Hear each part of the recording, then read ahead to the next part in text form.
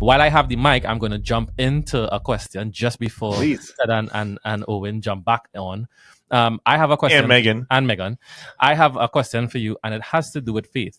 You frequently talk about, and correct me if I'm wrong, you talk about real estate so much, but when you talk about faith, like usually those posts don't get much traction, like compared. And I look at it, so I see. But what role does faith play in your real estate investing life, but also in your everyday life as well? It's a good question. So I'm a pretty mainstream Christian guy. Nothing weird in there. I have 3 wives, but other than that, it's nothing weird in there. And you can get a TV show for that. Yeah, that's what I'm working for. That's why I grew the beard. Please tell me you're joking with the 3 wives thing. Yeah, exactly. It's called Sister Wives. Dennis is from Trinidad. I apologize.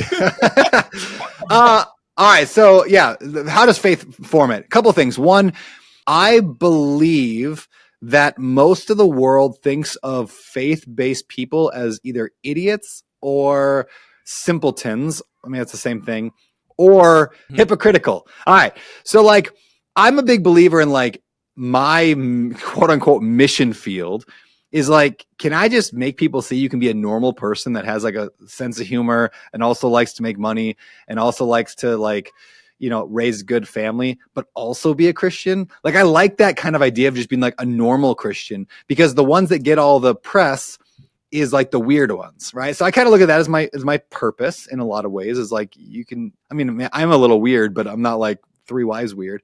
And so I like that. I do believe that wealth is more dangerous than alcohol.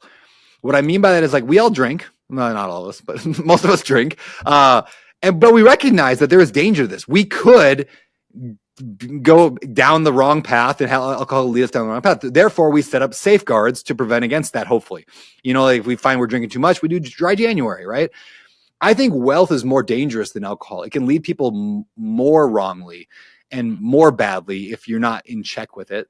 And so it's interesting. I feel sometimes I'm a bartender, where a lot of people struggle with wealth, and it's not helping people be happier in life or more productive in life. Yes, up to a certain point, having more money, being able to pay your bills is important, but getting rich doesn't necessarily make your life better. And here I am just freely giving out drinks, out of the keg. And so I think a lot about it. It's a balancing act, I think, in terms of the Bible has a lot of good things to say about wealth and how to build it. And then the Bible has a lot of things to say about the dangers of it and how it can make you a worse person.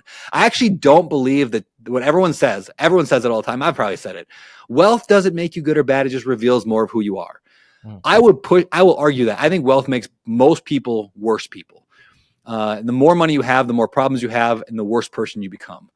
Not always, but generally. And so therefore, it's a fine line between how do I help people realize that financial freedom is awesome and having wealth is cool and it can do a lot of good things, but how do you not buy into it and then just become a worse person? So there's my theories in 3 minutes on wealth and money. There's got to be some sort of law of diminishing returns on the wealth. That's exactly it. Yeah. Up to a certain point, you're hey, you got more options now. You can have more time with your kids. You can, whatever. You can have the life that you want, the time that you want, the time freedom.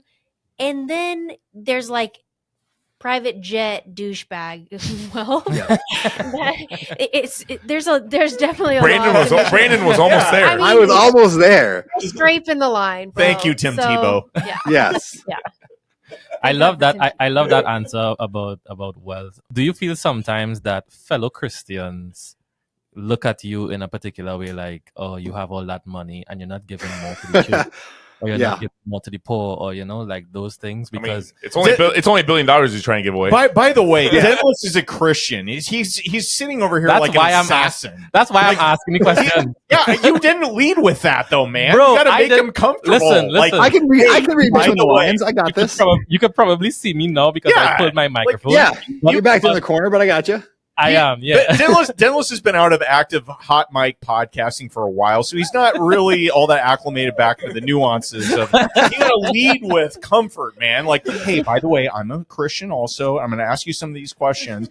Don't just sandbag him. I can feel over here. Comes in creepy, It was the guy in the background. Yes, I do believe. Okay, this isn't even necessarily a Christian thing, but since that's kind of my worldview, there's a lot of people who just look really down on rich people. When I was a kid, I always tell this story, but I love the story. My buddy Corey had a house cleaner. Well, his parents had a house cleaner. They owned a big, successful plumbing company, a little bit of real estate, but they were very successful plumbing company, and they hired a house cleaner. I used to look down on him so much, be like, oh, what, like rich people and their house cleaners. They're so rich that they hire, like they can't even clean their own like house. They can't even wash their own laundry. Oh my gosh, like rich people are horrible. At the time I thought they were rich, and so then they had a house cleaner. What I have since learned is that they are rich because they have a house cleaner. In other words, like they were able to build wealth because they were able to optimize their time and hire the right people to do the right things, including house cleaning. It didn't make them a worse person. They weren't lazy. I guess what I'm getting at here. They were smart. And so I've kind of rethought a lot, but I know that there's millions and millions and millions of people who think the way that I used to think. Rich people are lazy. They are entitled. They are jerks, and they are trying to just be greedy and take all the money in the world so that the poor people have less and they have more. And now, are there people that do that? Yes, for sure. But I know that a lot of people think that about me. In fact, I had I think you were even there, Megan, when I was telling the story last time or when it happened, but I got a message on my TikTok from somebody that said, all I saw was, because you only see the most recent message, it said, all your family laughs about you behind your back. And I was like, what a weird statement. So I like opened up the thread, and there's dozens of messages from somebody on TikTok that's clearly my family, actually. So I finally found out it's like one of my like second cousins or something like that. And she's like off her rocker, but she's just like, your whole family thinks you're ridiculous and all you care about is money. Everybody thinks that you're an awful person. You're like, so like one after another. And I know she's being extreme and she's clearly off her meds, but I guarantee they talk about me. Oh, there goes Brandon in his fancy whatever. Oh, it's another video of Brandon today. Who's he think he is? And I'm like, yeah, okay, but guess who they call for advice every time they run into a real estate problem? Like, yeah, but that still kind of hurts the heart. A little bit. Yeah. A little bit. But it's like, I don't lean into it too much because I'm like, I mean, she's like, she was clearly off some meds somewhere. So something was going on. And I always give people what I call the most, like, I don't call it this, it's called this, like the most generous explanation. So like anything that happens in life, like I'm generally like the guy that, like somebody cuts me off in traffic, I'm like, oh man, yeah, they probably just had a heart problem. They were hurrying to the airport, to the hospital. Or like somebody gives me the finger, I'm like, oh man, their other fingers must be broken. Like that's sad they could only hold up one finger and it happens in the middle one. I always assume that everyone has the best intentions and they have the best explanation for why they act the way they do. And I am so much more happy in life because of that. Where I know most people just assume the worst about everyone. Like, oh, that guy clearly hates me because of my hair. It's like, that guy doesn't even look at you.